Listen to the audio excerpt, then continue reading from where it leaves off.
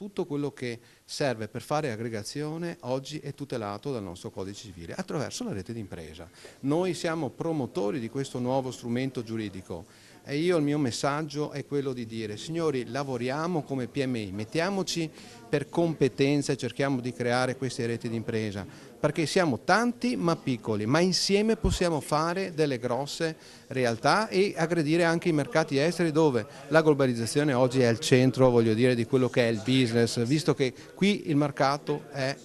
fermo, siamo ingessati. La crisi continua a sentirsi in tutti i settori, ma c'è chi trova la forza di reagire che diventa colosso nel proprio ramo. Una delle chiavi del successo è sicuramente l'innovazione, a cui si aggiunge il fare rete. L'impresa padovana Ortomedica ne è un esempio. Ha acquisito la storica Variolo di Treviso, diventando una delle prime 3 realtà del settore esistenti in Italia, con un fatturato di 4 milioni e mezzo di euro e 7 sedi nel Triveneto. Non solo, l'azienda ha recentemente avviato anche importanti contatti col mercato libico che aprono prospettive di investimento interessanti.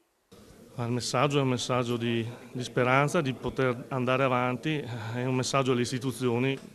cosa che tutti fanno, di incominciare a dare risposte serie e veramente applicabili non solo al nostro settore ma a tutta la compagine delle attività produttive che adesso stanno tutte con l'acqua alla gola causa troppa tassazione, troppa burocrazia, e noi sappiamo più burocrazia c'è,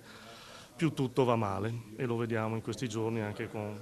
corruzione varie tra enti e istituti vari che compaiono adesso nei giornali.